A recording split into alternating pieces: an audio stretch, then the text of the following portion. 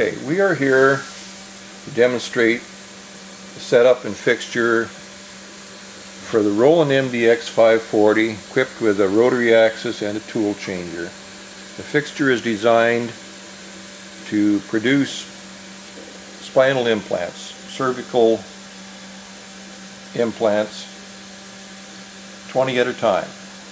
This fixture has 4 banks apart of pockets, 90 degrees apart. It's going to fit in the rotary axis with a tailstock.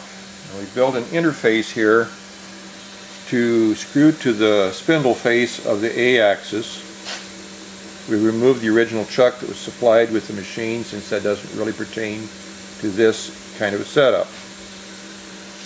We should make it clear that this rotary head has had the stop removed. It's moved inside of the end of the rail by about 5/8 of an inch. That's more than what's usually planned on from the setup of the machine as it's received. We need to move this that much inside the edge of the rail to get everything within the working range of the machine. Now, I'm going to turn this axis to the position where it's usually oriented when the machine is first started up. It's in this position, and if you install the thing with its 3 screws in this position where the machine is first started up, you're calling that machine 0. Your fixture offset 0 in the G54 fixture offset is going to be approximately 45 degrees. That may vary a little bit because of the clearance in the screw holes. But that's a good place to start. When you install this interface, the cap screws on here and it will clamp the square shank of the fixture. I'll insert the fixture here. Goes into that square hole in the bearing, in the cap and the body of the interface, and the tailstock is brought up to support the end of the fixture. We'll tighten up the cap here to secure the driving end of the fixture. Tighten the screws evenly, not excessively tight, but good and snug.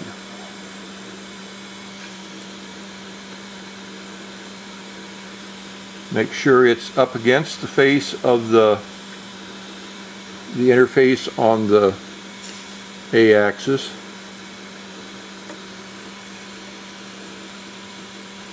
And check again to make sure that the tailstock is reasonably snug. Now, we've had this installed before already, so we know where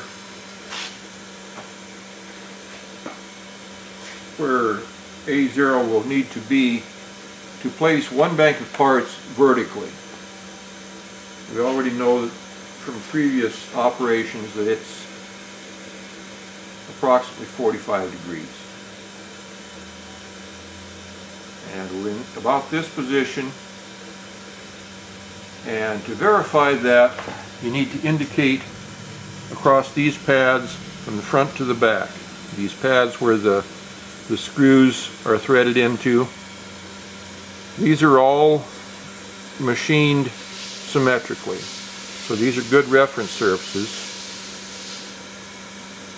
It should be indicated till you get no more than 0.02 difference between the front and the back, with an indicator held in the spindle. Take a reading here, move over without changing height, come over here, take another reading. And that will get you at your A0 position for the G54 fixture offset.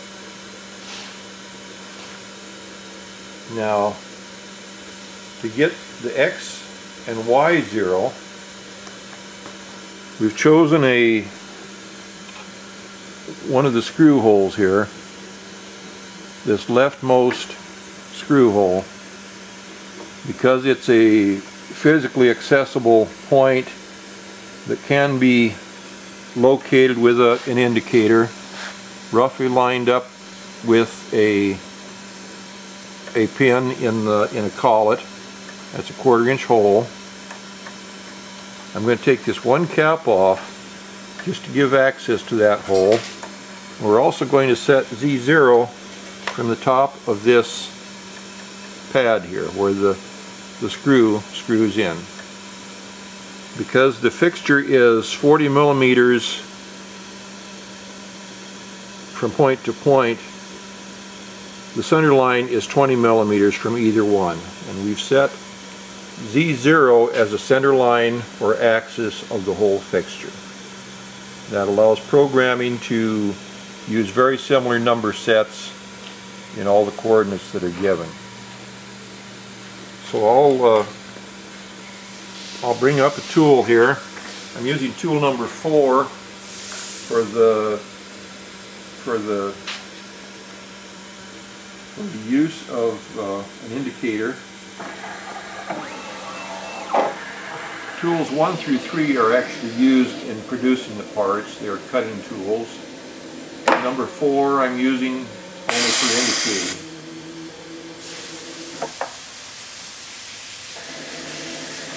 We're not going to discuss setup of the tools, operation of the machine.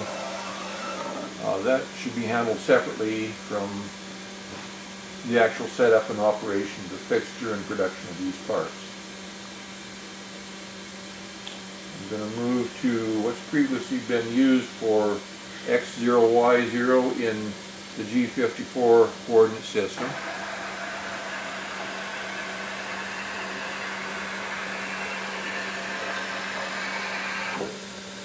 And this is with the fixture at A0 in the G54 coordinate system. I'm going to stick a 1/4 inch dowel in the collet and bring it down over that hole.